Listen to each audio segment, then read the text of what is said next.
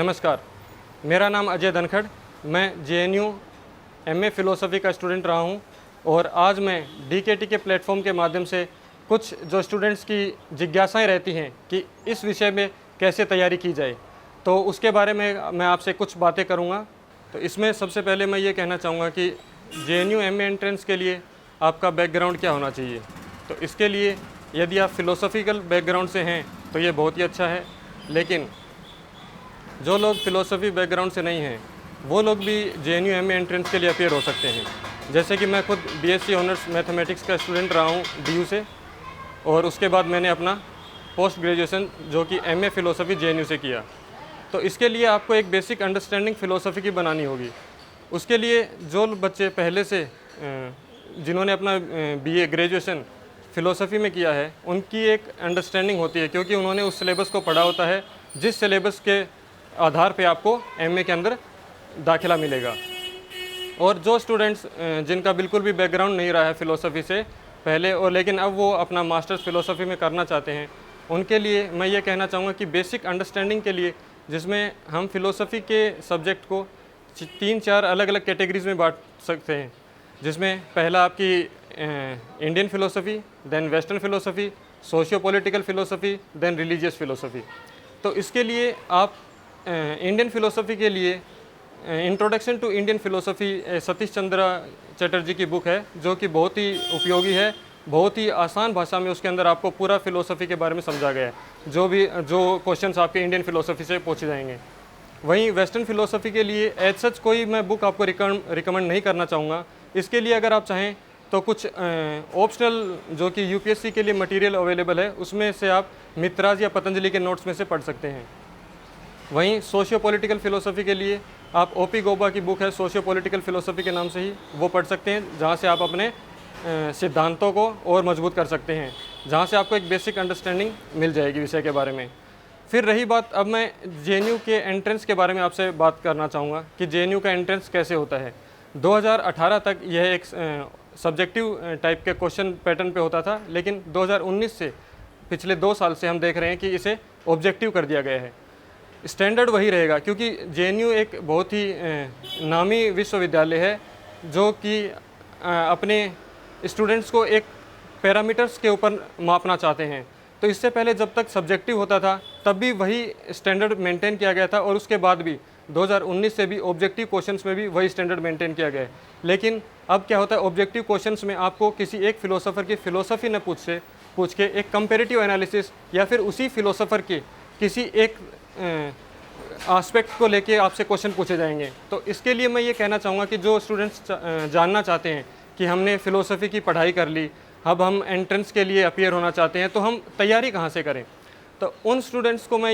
यह बताना चाहूँगा, जो कि मेरा खुद का एक्सपीरियंस भी है और मतलब साथी लोगों से भी हम लोगों ने जो अनुभव किया है। तो इसके लिए नेट जेआरएफ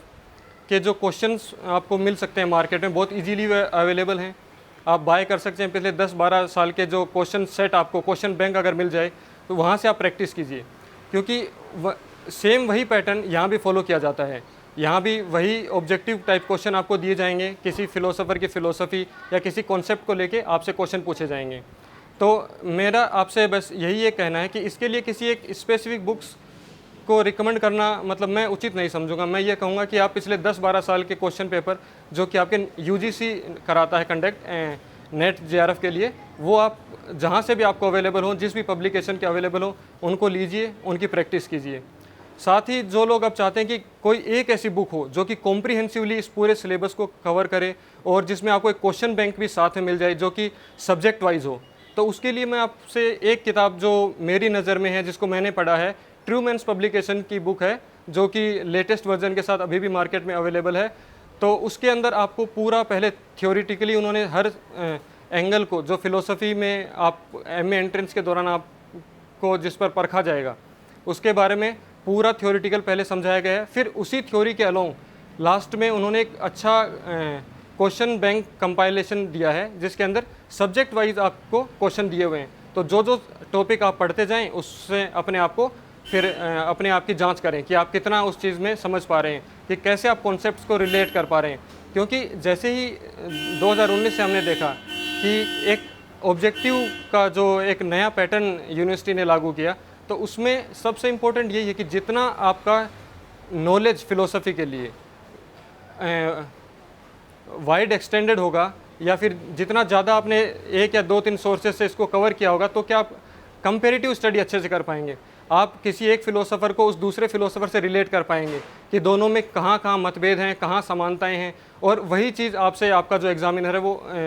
देखना चाहता है उस एग्ज़ाम में। तो मैं आपसे बस यही कहूँगा कि जो बच्चे, जो भी स्टूडेंट्स हैं जिनका बैकग्राउंड भले फ़िलोसफ़ी है या नहीं है, जो अभी एमए अपना पीजी अपना फ़िलोसफ़ी में करना चाहते हैं, वो जेएनयू एंट्रेंस के लिए यूजीसी के जो लास्ट ईयर के 10-12 साल के क्वेश्चन पेपर हैं उनको रिकमेंड करें, उनको पढ़ें, उनको बार बार रिवाइज़ करें। और क्योंकि पैटर्न वही है, सेम वही पैटर्न जो डीयू में भी फॉलो होता था इससे पहले, तो आप डीयू के क्वेश्चन पेपर्स भी ले सकते हैं, या फिर किसी और यूनिवर्सिटी से आपको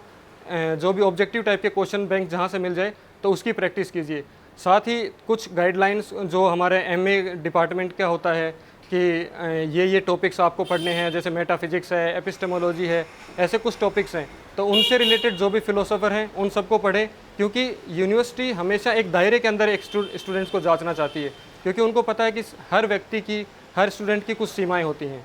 तो मेरा बस आपसे यही आग्रह रहेगा कि जो लोग जेएनयू एंट्रेंस के लिए प्रिपरेशन करना चाहते हैं एमए फ़िलोसफ़ी के लिए, तो वो लोग